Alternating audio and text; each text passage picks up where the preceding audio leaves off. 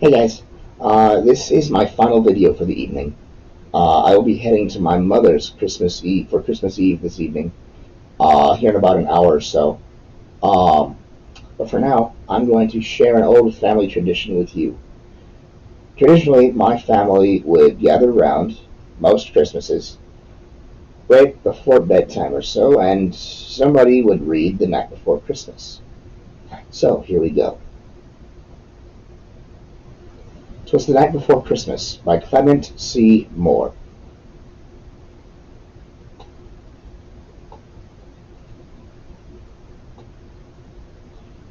"'Twas the night before Christmas, when all through the house not a creature was stirring, not even a mouse.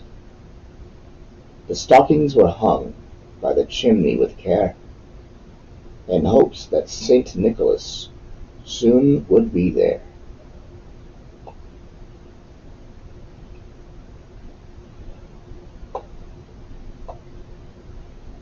The children were nestled all snug in their beds, while visions of sugar plums danced in their heads. And Ma in her kerchief, and I in my cap, had just settled down for a long winter's nap. When out on the lawn there arose such a clatter, I sprang from my bed to see what was the matter. Away to the window I flew like a flash, tore open the shutters, and threw up the sash.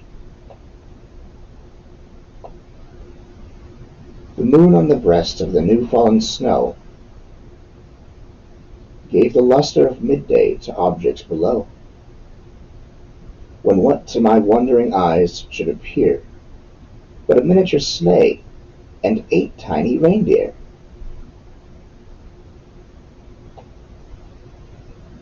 With a little old driver, so lively and quick, I knew in a moment it must be St. Nick. More rapid than eagles, his, his coursers they came, and he whistled and shouted, and he called them by name.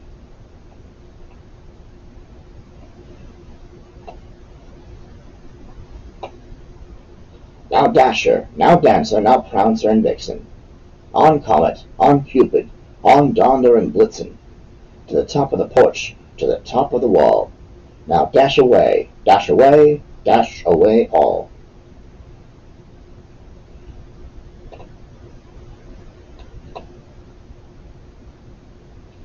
As dry leaves that before the wild hurricane fly, when they meet with an obstacle mount to the sky, so up to the housetop, the coursers they flew, with the sleigh full of toys, and St. Nicholas too. And then in a twinkling I heard on the roof the prancing and pawing of each little hoof. As I drew in my head and was turning around, down the chimney St. Nicholas came with a bound. He was dressed all in fur from his head to his foot, and his clothes were all tarnished with ashes and soot. A bundle of toys he had flung on his back, and he looked like a peddler just opening his pack.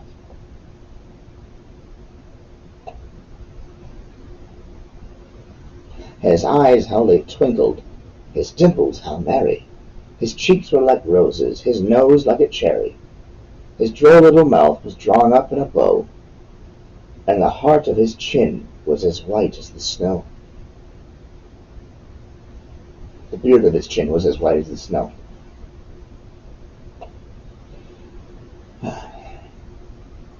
The stump of a pipe he held tight in his teeth, and the smoke it encircled his head like a wreath. He had a broad face and a little round belly that shook when he laughed like a bowl full of jelly. He was chubby and plump, a right jolly old elf, and I laughed when I saw him in spite of myself. A wink of his eye, and a twist of his head soon gave me to know I had nothing to dread. He spoke not a word, but went straight to his work, and filled all of the stockings, then turned with a jerk, and laying his finger aside of his nose, and giving a nod, up the chimney he rose.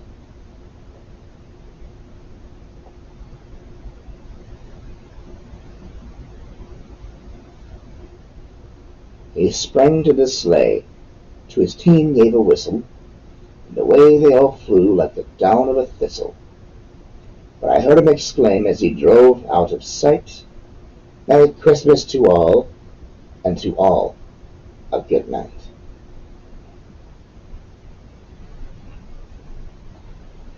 I hope you guys enjoyed this story as much as I always do. And I hope that however you're celebrating this holiday season, that you're having a good time, and that most of all, you're being safe. Merry Christmas, Happy New Year, and Happy Holidays. Bye, guys.